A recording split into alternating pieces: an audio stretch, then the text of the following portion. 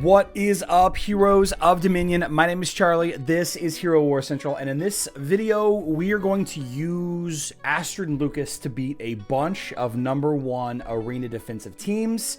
We're going to go with just a handful of servers, and we're going to try to use as few heroes added on as possible. Let's get into it.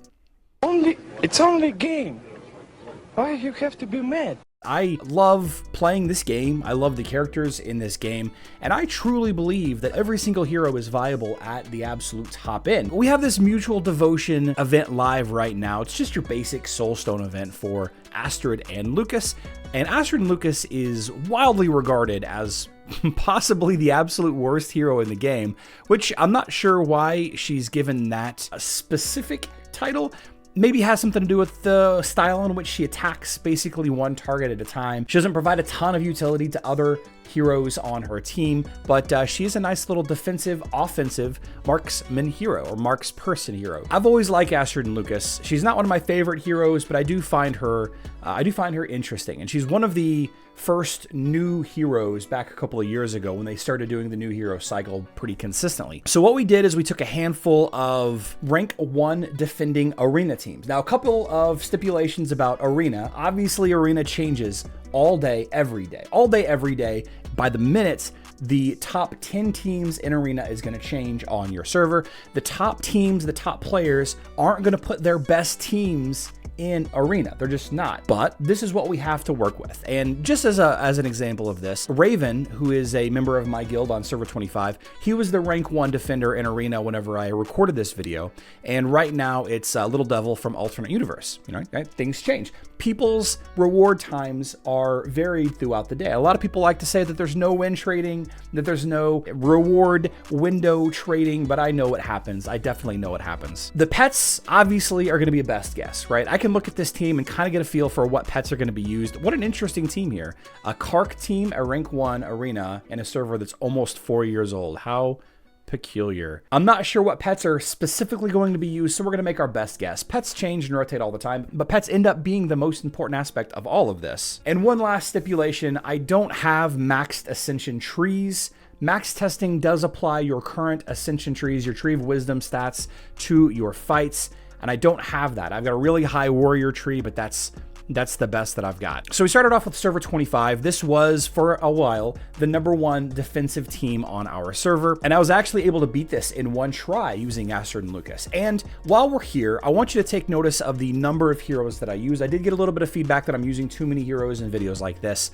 So I wanted to give this a try using as few heroes as possible. Let's turn on a little bit of music here. Now, the one thing that I want you to take note of is the tank choice. I'm using Morrigan as my tank here for a couple of different reasons. She's a pretty tanky hero to begin with, but since I'm focusing on heroes that stand kind of to the back line, Astrid and Lucas is a backline hero, and Astrid and Lucas as a marksman doesn't do as much damage as other marksmen like Dante on the enemy team or Zhu or a couple of the other marksmen, I wanted to not use a tank, especially a tank that won't potentially have that much damage output. If I were to use Aurora or Astaroth against this team, they wouldn't do that much damage because they're not triggering their abilities, especially Aurora. You know, she's having her dodge and her ult and all that, but there's not a lot of magic damage coming our way. There's some pure damage, some physical damage, but not a lot of magic damage, right? Corvus would have been a good choice as a tank here, especially using Morrigan, but I didn't want to use both. I just kind of wanted to show off the tankiness of Morrigan against Rufus Dante teams, and you can see it ended up doing pretty well. Didn't lose a single hero, and while Heidi was the star, you could argue that one hero doesn't necessarily make or break a team, but you could argue that one specific hero will help you defeat a team. So, for example, against the Twins team, I would want to use, Isaac or Sebastian or both to kind of counter their magic damage or their watermarks. And while those heroes are absolutely helpful and you should level them up, the point of this video is that a damage dealer, Astrid and Lucas, in any given situation is only a little bit worse than the best damage dealer in that position. So you can see I was able to defeat that lineup right there. The next fight I had was from Satuz over on server 87. It did take me a couple of fights to figure it out, but I do want to show this fight off. I ended up having to add in a tank because Ishmael does a lot of front end damage. A nice dodge tank is probably going to be the best value against physical attacking teams there. And I continue to use Heidi and Astrid and Lucas. I did add in Dorian and Iris. as their amazing counters to Aurora and Martha. Now, this is going to be a pretty straightforward and pretty easy fight. If you happen to not get lucky, and I mean really, really, really unlucky, Ishmael ends up being a tough hero to fight. But did you know that Astrid Lucas is actually one of the hardest counters to Ishmael? So if you're having a lot of trouble with Ishmael on your server, Astrid Lucas is going to be an amazing go-to because of the nature of the way that Lucas takes damage. You can see his little bar here. His little bar goes down on each hit. It doesn't matter how big the hit is, it just goes down a little bit with each hit, each individual hit. So if you have a big, fast attacking hero like Ishmael that doesn't do area of effect damage, he's going to be completely stymied by Lucas. The same can be said in a lot of respects for Dante and other frontline damage dealing heroes like, I don't know, Ching Mao or potentially Elmir. We're just going to go ahead and finish this out. We ended up lagging out a little bit at the end, or I'm sorry, getting slowed down a little bit at the end, but we ended up prevailing there. I'm going to show you D. Warman's fight last in here in just a second, but this Season 5, now Season 5 is the big heavy-duty server on Facebook. Season 5 has got, you know, the Spank the Monkey and the God Eaters and all of that. This was their #1 defensive team at the time, and I stuck with very similar heroes. You saw that I'd used Fafnir in the first fight. Fafnir and Astrid Lucas is a nice little pairing, increasing her damage output. Lucas does do stuns, so the stuns that he does is actually playing into the you know, the armor penetration aspect of Astrid Lucas. You have Iris for the Aurora and the Martha, which I used before. Morgan I used before. Aurora I used before. And I ended up using Fenris here as a way to kind of slow down the damage output of the double physical attackers, Dante and Zhu.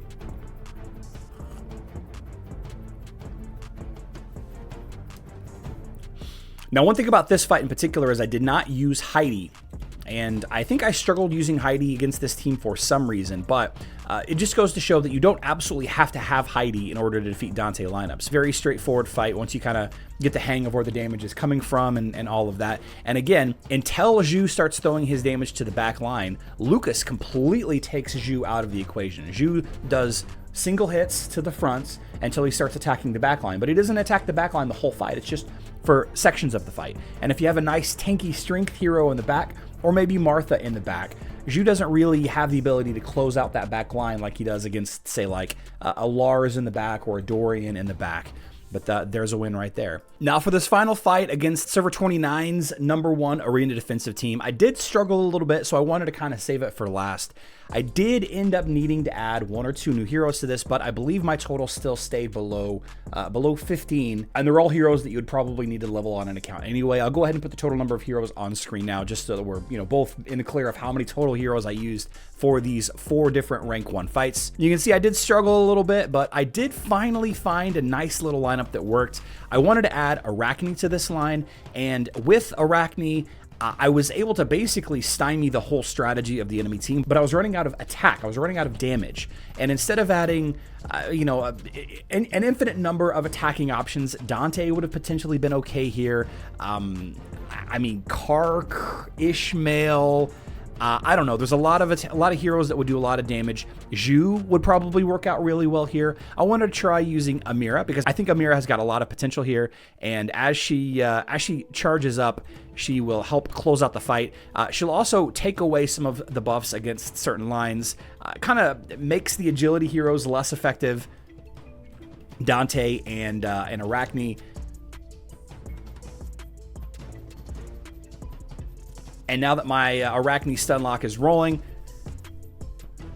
there we go. I guess this is what we get for the defenders not using Chorus as their pet, I guess. I don't know.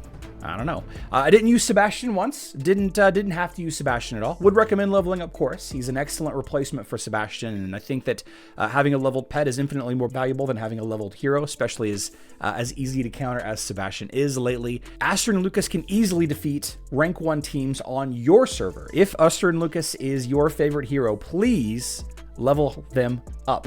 Don't let anybody tell you otherwise. This game is about fun, unless you're spending $4 grand, $5 grand, 10 grand a year on it, and then, you know, you probably have every hero leveled up anyway. Hope everybody's having a great week. I love you all. Good luck in Dominion.